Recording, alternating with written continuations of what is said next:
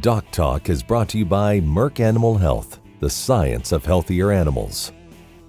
Hey folks, welcome to DocTalk. Thanks for joining me. Dr. Tim Parks is going to join us. We're going to talk about some things that are going on this summer. Lots of rain, lots of big grass, flies, different issues we're battling with cows. We're going to talk about it all right here after these messages.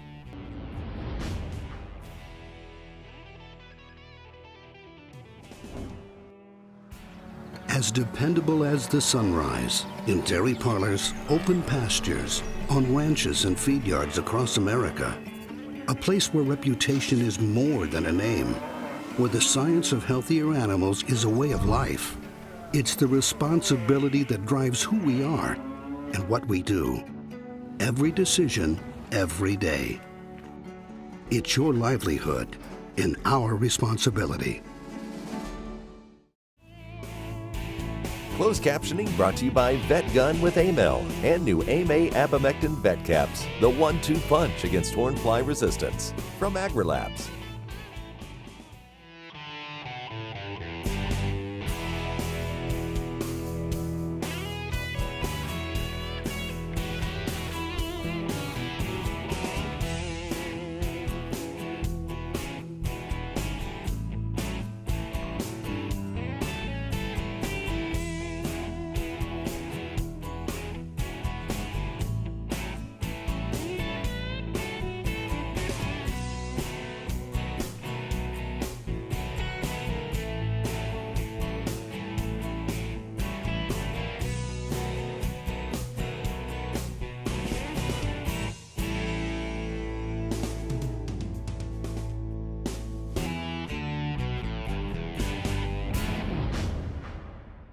This segment is brought to you by the Beef Quality Assurance Program and the Kansas Beef Council, improving animal care and beef safety for more than 20 years. Hey folks, welcome to DocTalk. I'm here with Dr. Tim Parks. Dr. Parks is a veterinarian, lives up in northeast Kansas. He is a veterinarian that does tech services with Merck Animal Health. Yep. Also has had his own practice for what, 20 years. 20 years. And so whenever we can steal him and get some time with him in his busy schedule, we do. And one of the things that you get to see a cross-section of a lot of different herds and a lot of different things going on, but you said one of the things is worm issues. Yeah, this year with all the moisture that we've had, we started out wet. We're still wet. Perfect growing season. Grass quality's been good, so you throw moisture and good grass, and we're just seeing some pretty heavy reinfestations of cattle that were dewormed going to grass. But when we go back in and check them, 45, 60 days later, we're seeing pretty high levels of worm infestation. So is this a function of just like overwhelming dose then, where the cattle are just, because can we clean them up? Yeah, we can get in there. We've got opportunities to deworm them on grass. We can get in there and start to do that. Well, anytime we talk about worms, we get into the whole scenario that when we start looking at what's going on in that animal, it's only about 5-10% of what the worm population is, because they're all out there on the pastures. We know that the management's a big part of it, rotational grazing, those types of things can manage around it. But this year it's just been a perfect setup. The moisture that we've had, we've stayed wet. And we've stayed wet long enough that people just couldn't manage the pastures in the manners that they normally do. So we have heavy pressure, and the worms are coming back. We're seeing some worms like nematodirus that we normally don't see a lot of here in Kansas or Missouri, really starting to show up just in larger numbers this year, and it just has to do with the climate that we've had. We may have to get a hold of some of our friends in the southeast to learn how they yeah, well, that southeast is where they can grow worms. We see cattle down there, they just know how to deal with the worm population because they're so heavily infested.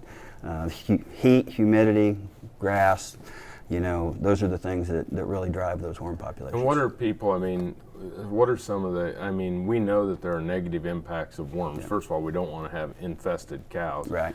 But what are some of the things that people would start to notice if they aren't keeping up on it and paying attention? Well, one of the things we can see, they always talk about rough hair coat. We can start to see that rough hair coat show up. But this year, grass quality was good early. It's staying wet, and as we stay wet, it seems like we start to see nutritional values drop off a little bit on those. But cattle that just aren't performing as well, they just don't grow as well. When we start to get heavy worm infestation, the number one thing it does is it just affects intake. And it doesn't matter if we're in a feedlot on a feed type setting or if we're on grass. We're going to affect intake, and you start to affect intake, you're going to affect growth. So those are some of the main things that people are noticing. As cattle they just don't look as good as what they have in the years before. Perfect. This is a perfect time to take a break. We're lucky to have Dr. Tim Parks here with us today. You're watching DocTalk. Thanks for joining us. We'll be back after these messages.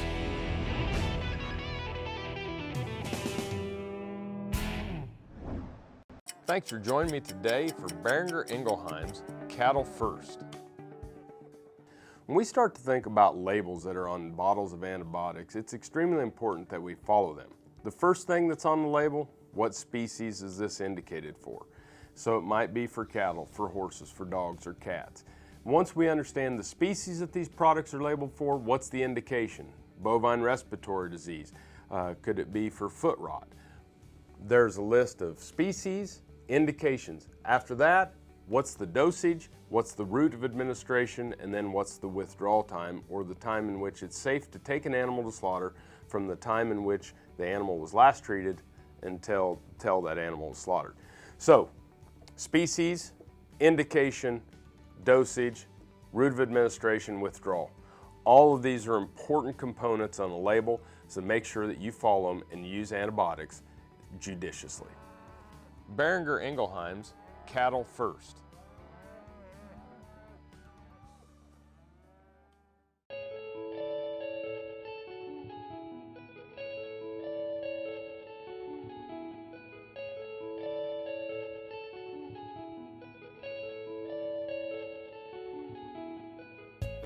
It must be an inherited trait, because I have never wanted to do anything other than be in the cattle business. And it's interesting, as I have grandchildren now, little bitty ones, all they want to do is go to the barn, swing a rope, and be a cowboy. It's something, it's a lifestyle that we have, the way we make a living, obviously, but it's really more than that. It gives us the opportunity as a family to be able to work together and enjoy each other's company and make a living at the same time. We've been using Triangle for years, and the reason we do it's been safe and effective, and we're going to continue to do that. We'll put the cows in the chute twice a year, spring and fall. 100% of our cattle get vaccinated with Triangle.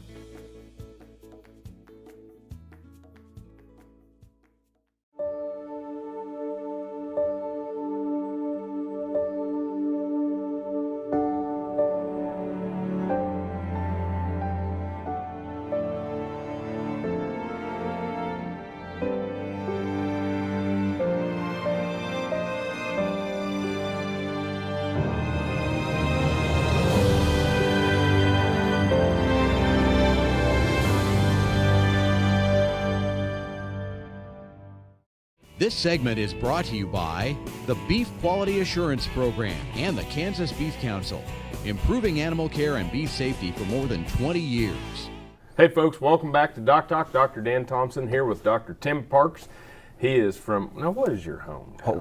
Holton. Holton, Kansas. I knew it was Holton, but you're raised south of there. Yeah, But anyway, he lives in Holton. He's a veterinarian with Merck Animal Health, handles their tech services. He is someone that I rely on as a resource of what's going on out there, and when we can grab him and bring him in, we do. And he's on the road today, and so we said, well, might as well be on the road with us. So thanks a lot. when we were talking off during break, you talked about how worms can cause decreased immune system as well. Yeah, we pretty good research out there that as worm population starts to elevate, we can get some down regulation of the immune system, especially on sides that want to work against bugs that live in cells. So viruses, bacteria, coccidia, things along those lines. So as we go through this summer and we're seeing some of these reinfestation rates come up, we're seeing grass that a lot of times, especially as we get into fescue areas, normally would be mowed by now, but because of the wet weather they haven't been able to get in. We're starting to see heads that are pretty tall. So cattle are getting a lot of irritation. We're starting to see some pink eyes that are showing up as well. Yeah, maybe the combination of worm reinfestation and then the taller grass and big heads and flies. The water helps the flies too. Oh yeah, you know, and when it comes to pink eye, it truly is. We call it the three-legged stool. You know, we can vaccinate and have some benefit, but it's so much of a management disease. We've got to try to address the fly issues, which as we go around and look where winter feeding took place this year, and there's still water standing around some of those hay areas because they just haven't been able to do anything with it. Fly populations are just increasing, and then you have tall grasses, so we got irritation to the corneas from flies, from grass seeds, and then throw on top of it cattle that may start seeing mineral issues as our grass quality changes, and just, you know, setting themselves up to have some issues in the eyes. Now, on the reinfestation, you know, obviously one way is to just get the cows up and deworm them, but can't we do the strategic deworming and not have to bring those cows up out of the pasture? Yeah, there's opportunities, you know, there's opportunities to deworm in the feed. You can do it with blocks, you can do it with mineral, you can do it with feed. Cubes, just a way to get fenbendazole product into those animals and try to get them cleaned out, which we know that the fenbendazole, when it goes in, works really well. So it's just opportunity to try to clean those animals out. And then as we start to think about the reinfestation, and although we're here at the 1st of July, it's not that long until we're actually going to start some preconditioning programs, and trying to address this reinfestation prior to some preconditioning programs will sure help us set up these calves better when we start thinking about what we're going to be doing as we move into the weaning time frame. So, folks, what we're trying to get at is it's been an odd year.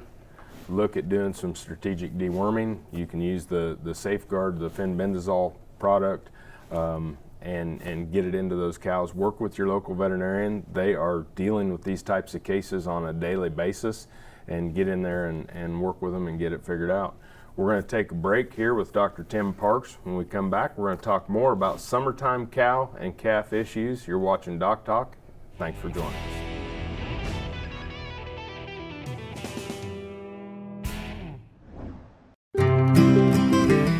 Hey folks, welcome. I'm here with Holly Martin of the High Plains Journal, and she has some exciting news to share. Yeah, we're having Cattle U here in Dodge City on July 31st and August 1st. It's going to be a great event, and I am so thankful that you would bring it here to Dodge City in Kansas. Yeah, it's the heart of cattle country. We were going to have a great speaker lineup, just as you know, you're going to be a part of it. Well, I looked at the speaker lineup and I was just blown away. It's going to be something there for everyone. Absolutely. Hope that people come and spend 2 days with us learning. And it's not just for feedlot operators. No. Cow-calf producers, stockers, there's a little something for everybody. Yeah, and you're going to have a trade show with it? Yeah, trade show, great information to be able to learn in the educational sessions and then go outside and be able to find partners to work with. Come network with a bunch of cattle producers here in Dodge City. We're all going to be here and it's going to be a great time. Thank you so much, Holly. Thank you. When it comes to stopping hornflies, cattlemen love their Vet Gun. Today they love it even more because Vet Gun now has a 1-2 punch with 2 VetCap insecticides. New AIM-A abamectin can be used in rotation with AIM-L for effective in-season control. Each delivers a unique mode of action to manage hornfly resistance. So start your in-season rotation program with AIM-L and new AIM-A abamectin VetCaps from AgriLabs. You spent countless hours building a strong operation. But when it comes to trichomoniasis, the odds are stacked against you. It takes just one infected bull to take down the whole herd. Damage could include open cows, lost pregnancies, and lost profits. The good news is with TrichGuard, a herd doesn't have to feel like a house of cards. This segment is brought to you by the Beef Quality Assurance Program and the Kansas Beef Council, improving animal care and beef safety for more than 20 years. Hey folks, welcome back to DocTalk. Dr. Dan Thomson here with Dr. Tim Parks, and we are discussing summertime issues. And it's been an odd summer. Flooding, water standing everywhere, bugs, worms, and we touched on pink eye. And you talked about the three-legged stool to pink eye. Can you discuss that just a little bit more? Sure. When we really start addressing vaccine, which is where a lot of people really want to start. They want to start, what can I put in my animal to help prevent? And we start thinking about vaccines.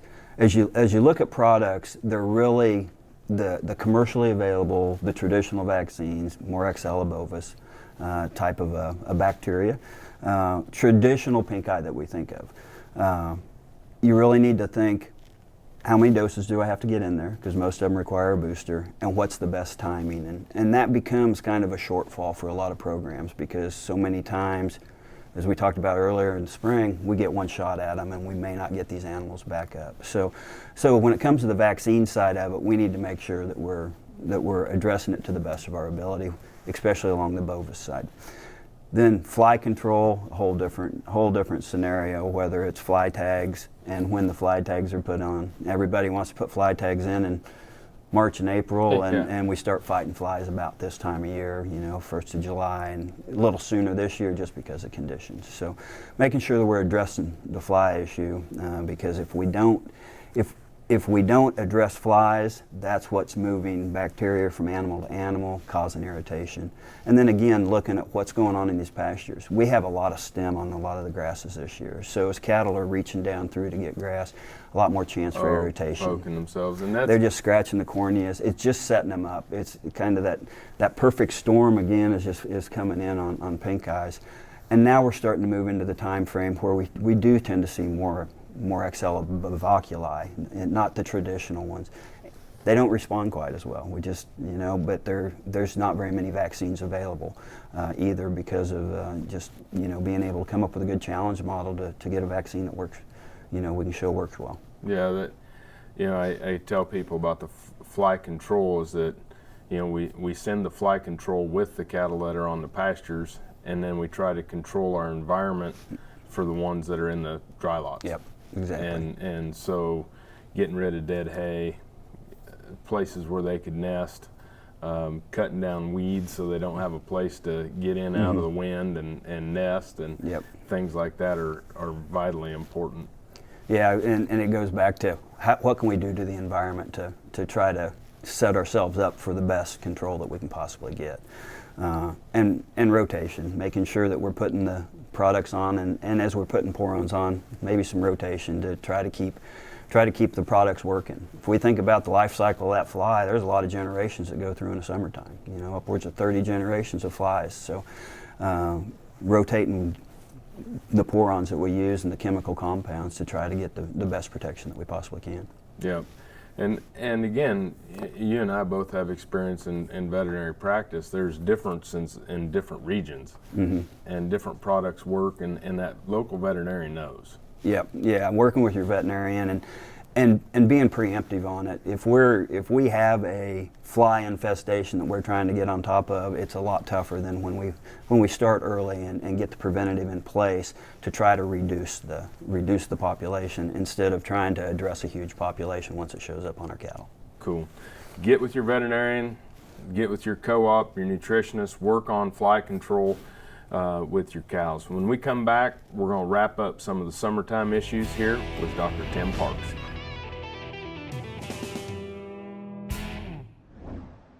Some call it a come-from-behind victory, an unlikely win, a reversal of fortune, snatching victory from the jaws of defeat. This is our moment, our victory dance, because we choose confidence. We choose Zuprevo for BRD treatment. Ask your veterinarian to prescribe Zuprevo. Zuprevo is a fast-acting, long-lasting BRD treatment that you can count on to get the job done. Choose confidence. Choose Zuprevo from Merck Animal Health. We work in our business every day. Let's work on our business. This is practical information brought to you by those doing it every day. No theories, no opinions, just real people with real information that do it every day.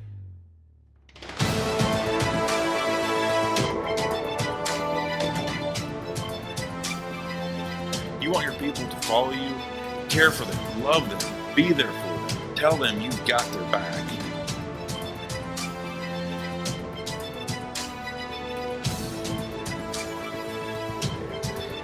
It's not about you, it's not about me, it's about our people.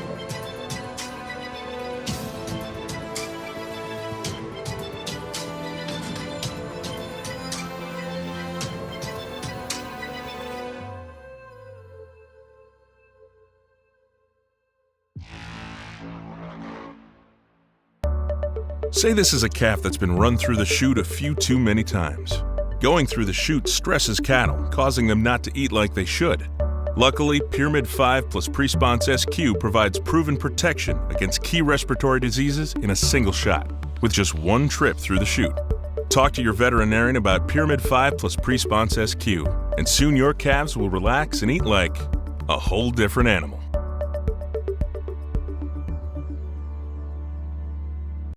Valley Vet Supply is devoted to providing information and professional quality products at reasonable prices. Valley Vet Supply.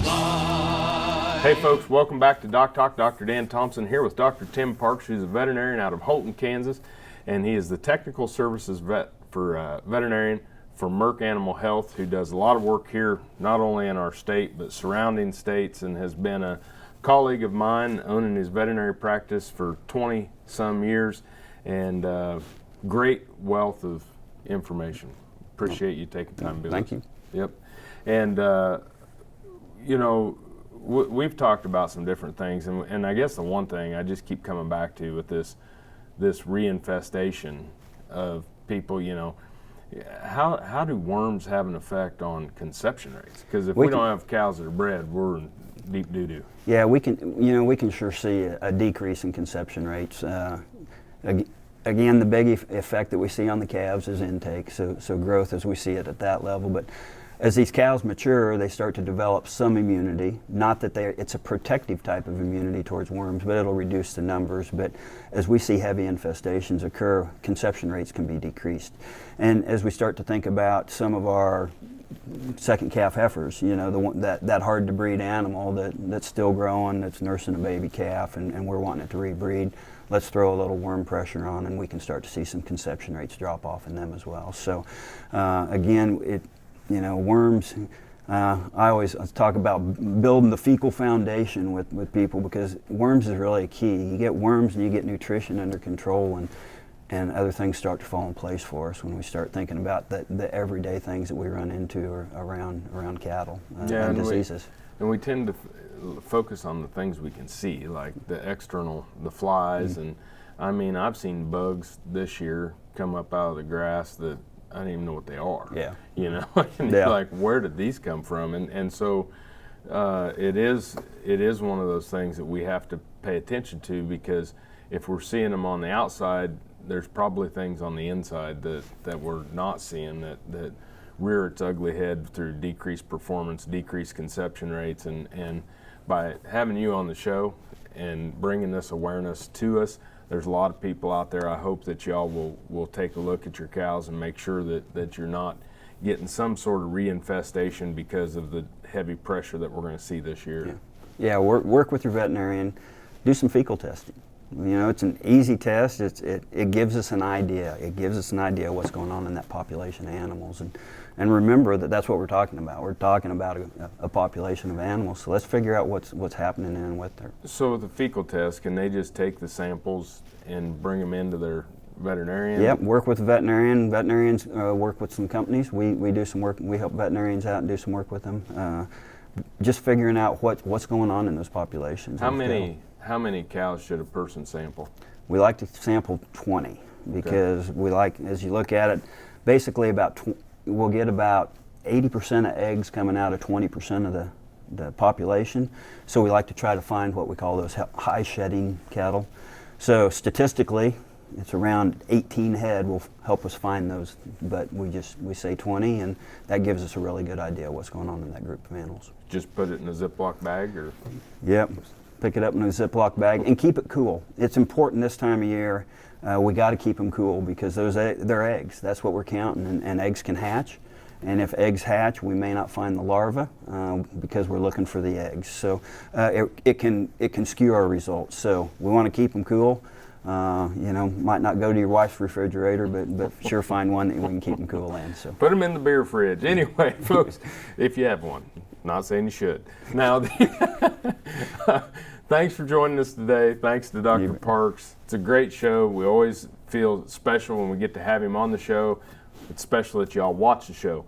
Remember, always work with your local veterinarian. You can find out what we do at DocTalk at www.doctalktv.com. I'm Dr. Dan Thomson with Dr. Tim Parks, and we'll see you down the road.